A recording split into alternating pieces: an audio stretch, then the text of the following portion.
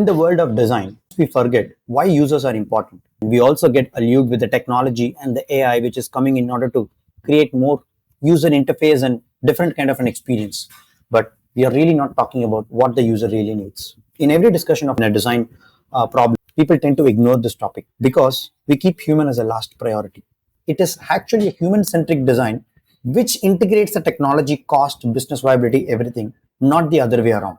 But nobody really cares about what the user wants and then how it can be mapped reverse back. Okay, let's jump in. So when you take user understanding, first of all, how do you go to the user to understand it? Let me explain you the basics. Okay, a lot of people know business. Why it is very important? Because there are a lot of aspects to it. People talk about I have a business plan, I have a technology, I need to put it front. So Google Lens is one such example. It's actually a failure. The reason because it was not socially trusted and it's also not cost effective. Let's take HoloLens. It's very expensive. It's not cost effective. So people cannot afford it. Maybe the industries and the big players can afford it. Let's take user-centered design. Okay. Let's first see the technology aspect. 1984, you'll know Virgin Atlantic. It's actually terrible failure. It's not because of the people or anything. It's because of the technology. The technology barrier was there. People were not able to understand how the technology works, and then some technical error happened. And there is something called cost viability. Sometimes the cost is a big factor. Affordability for the people. Even though it's technologically front, everything is there. But because if the cost is not there, what happens? People tend to go in a big problem. So how do you really tackle this? How do you draw a circle between this business, this technology, and the cost? Let me give you the only way to circle this and cross out the differences to understand user in a more easy way. If you understand your user better, your business will be impacted. Your technology can be leveraged. Your business could be driven accordingly. This is a very, very important aspect, guys. People ignore it. If you want to go and understand the people, first you need to understand a word called trust.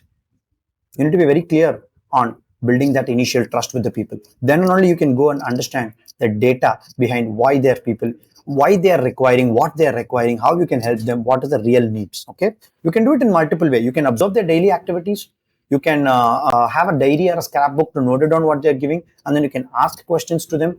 Asking questions is a very, very important thing. Art of questioning differentiates you as a designer because you will have generated a lot of insights. Like let's say a very qualitative insight, and you will take quantitative insights. So advantages are huge. Okay, this is by observing the daily activity. You're not just noting down. You're not just asking questions and all. You're just observing also what's happening and how they're answering and how they're doing. Okay, or you can do another way to understand, which is called activity. You can give them an activity. Hey, can you open this particular device and take it out? You will not demonstrate it. You will just give them. While they do it, you observe. Okay, they'll figure it out. Okay, which way to open? This way. So that means the user is getting confused with the interface. So the observation is very important. You can give an activity to do it, or you can deliberately do it using an interview process. You can go to the field. You can do an online study. You can do a games. You can create an event also. You can try to play a game, and then you can observe from there. Online, you can use like phone method, Zoom call, Teams. You can send out a questionnaire, make it easily understandable. It should be not more than 5 minutes. It will be very intriguing for them. So you can understand the Zoom call could be not more than 30 minutes. Okay, phone call not more than 5 minutes. Okay, so this could be a very clear strategy for you. So you can use phone method, online method, events. You can have an unplanned interview. This is very interesting, guys. This is the most important, I would say. Okay, because people here miss it out very easily. You can have a lunch with them. You can have a tea breaks. You can visit their house. You can visit their office place. You don't have to tell explicitly. You can just tell 5 minutes before, hey, I'm coming here. I just wanted to talk with you. I just want to have a lunch with you.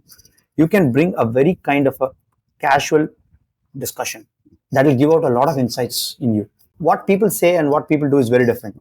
They tell you, this is what I do, this is what I follow, this is what I am. But when you change reality, we are humans. We all tend to make that mistake. That's totally fine.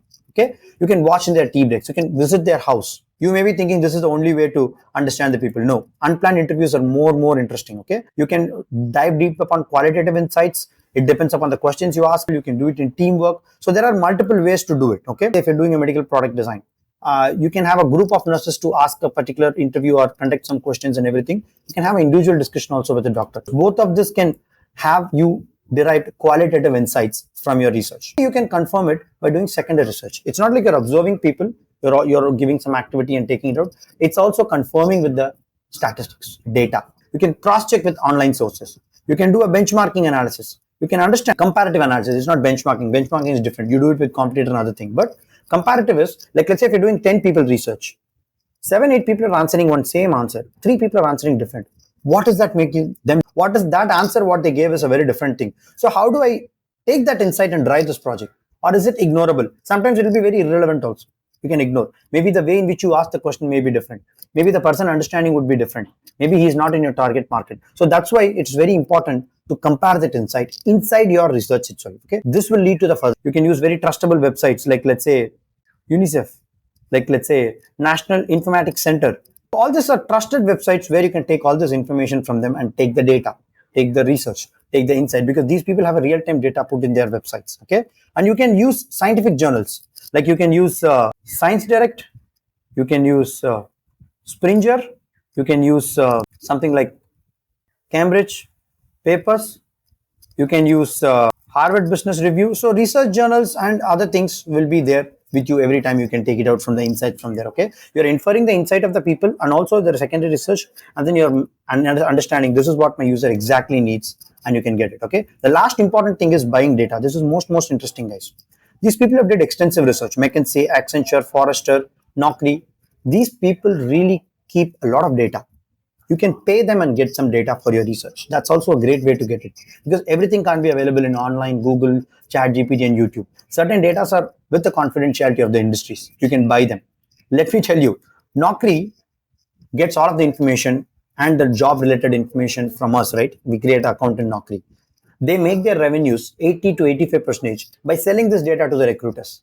That's their job. So you can get a premium Naukri account and also get to have some insights, how people are getting hired, what recruiters really wants, what they don't want, how I can structure your resume. See, this is the power of having the data.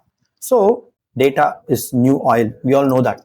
But this is what it is. Once if you're able to do the primary research, once if you're able to do the secondary research, once if you're able to do unplanned interview, observing activities, everything, then you will see what is really needed from a user. Once that need is clear, then you can go and see the business viability. Then you can see how the technology is blending. Then you can make it cost affordable. And then you will see a huge difference happening in the success of your product. I hope this would have made a lot of sense for you. If you're resonating with me, type out in this comment, what did you like about this video? What did you learn from this video? And where do you differ? Are you going from a business angle? Are you going from a technology angle? Are you going from a user-centric angle? And how does it make a big difference? And if you're able to do this, then this will create a significant improvement in your thought process of your design. I wish you all the best. Take care and let me know what you think about this video.